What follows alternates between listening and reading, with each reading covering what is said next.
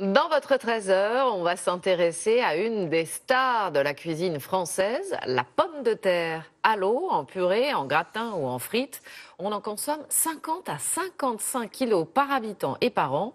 C'est beaucoup, mais c'est moitié moins qu'en 1960. Alors la filière s'organise pour redonner un coup de fouet à ce légume.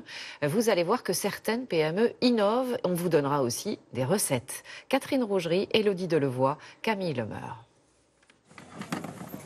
Incontournable sur les étals, peu cher, c'est le légume préféré des Français. J'aime tout dans les pommes de terre, sous n'importe quelle forme, à l'eau, sautée, en frites, en salade, voilà, j'adore. Un peu du sel des guérans et c'est une merveille. Ils en dégustent 1 kilo par semaine, 2 fois moins que dans les années 60. Toujours populaire donc, mais parfois mal connu. Est-ce que vous savez combien de variétés de pommes de terre existent? Non, je sais pas. Mais je pense que c'est pratiquement autant que de fromage. On recense plusieurs milliers de variétés de pommes de terre dans le monde. Pourtant, sur les marchés, seule une vingtaine dominent.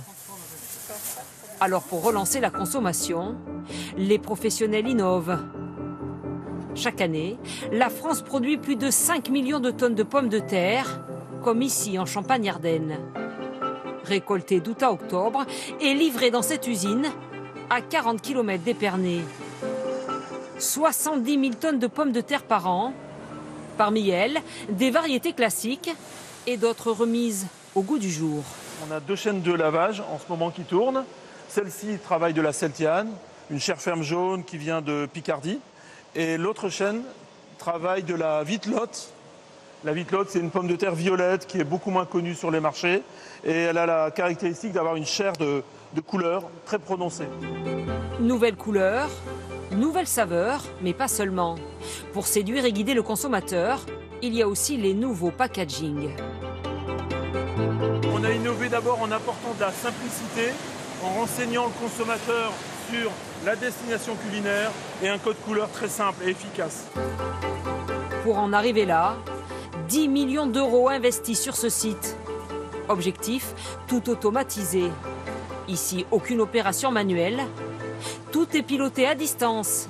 Lavage, triage et calibrage avec ce trieur électronique.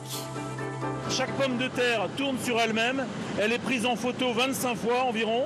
Et en fonction de son aspect et surtout de son calibre, elle est orientée vers une ligne de conditionnement spécifique. Dernière tendance, des produits destinés au four à micro-ondes et même une gamme nomade tout juste lancée sur le marché. Objectif, gagner du temps. Le principe tout simple, la pomme de terre, vous la mettez au micro-ondes après l'avoir percée une fois, 6 minutes, c'est cuit. Simplicité d'utilisation et rapidité, des atouts essentiels en cuisine, même pour ce chef. Sa recette du jour, une salade de pommes de terre. Alors on va commencer par émincer les champignons. Tomate verte, on va la tailler en petits dés avec la peau. Au bout de 10 minutes, les pommes de terre sont cuites. On garde la peau, comme la peau est très fine.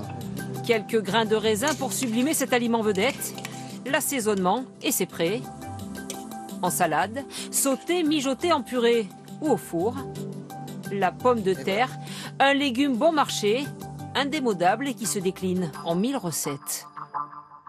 Alors, la pomme de terre, amie ou ennemie d'une nutrition équilibrée? On va démêler le vrai du faux avec Lorraine Gublin. Lorraine, bonjour. Première question, quel est le meilleur mode de consommation?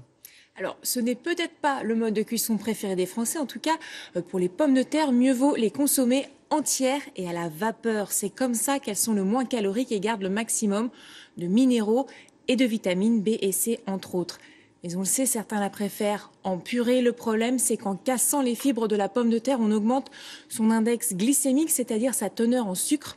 Vous le savez, la pomme de terre, c'est riche en amidon, c'est-à-dire en glucides, et en purée, et bien ces glucides passent plus rapidement dans l'intestin. La purée est donc généralement déconseillée aux personnes diabétiques.